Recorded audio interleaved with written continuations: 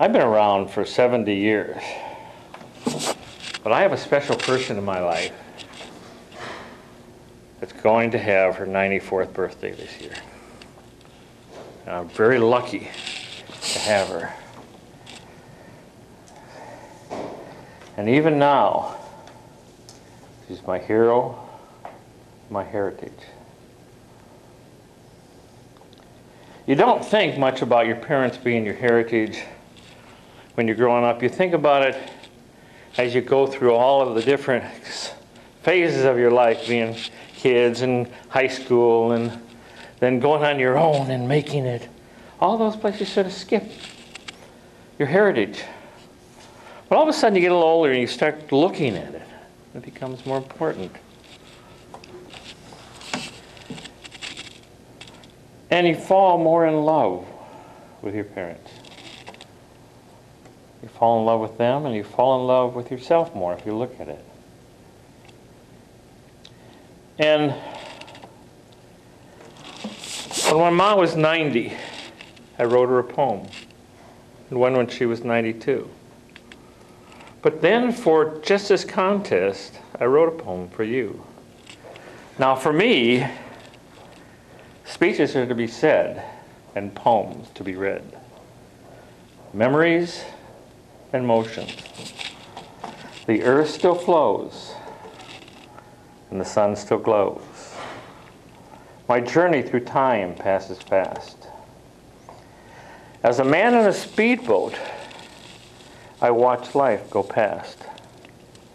Looking back at the wake in my memory mirror, waves of time curls with some joys and some fears.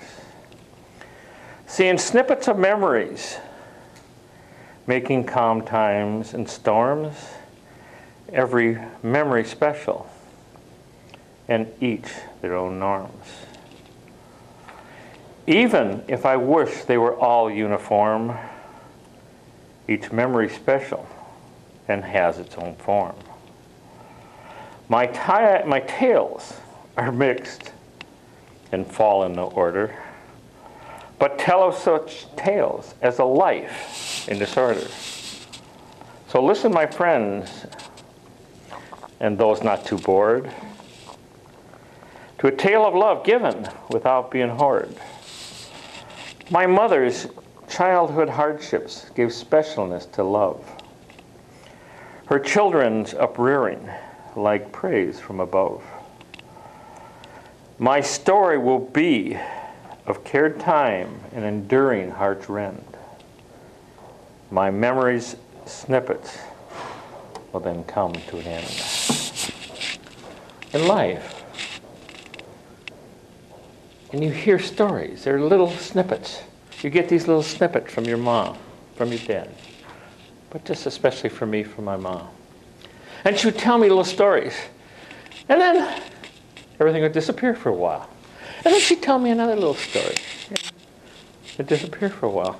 So over time, you sort of gather one story, and you gather another story, and you gather another story, and you sort of create her life in your mind through memories that are just snippets. My mom was raised up in northern Minnesota on a homestead by Roseau. And her mother and father had a really hard time. They were German. Excuse me. My grandfather was German. This is right after World War I, which was fought between the Germans and the French. And my grandmother was French. So both families rejected them. And so they didn't have help on their place. And not having help, they really, really suffered. And they actually died very young. But my ma told me about how cold it used to get in the winter, because she would look up in the house at the blue nails that she could see coming through the roof because there was no insulation. The brighter the blue, the colder the weather. And it was cold in northern Minnesota, right next to the Canadian border. And she became an orphan. And through all of this, she gave the one special thing to me. She gave me love, because she says, someday I will have something special that I own myself. She was in her 20s. She finally broke away from home and married my dad and went down to Iowa. And as she told me in one of the snippets, she says, son, when I held you in my arms, I knew I had something that was all mine. No one could take this away. And that story is still there at 70. And it's still there with my ma at 94.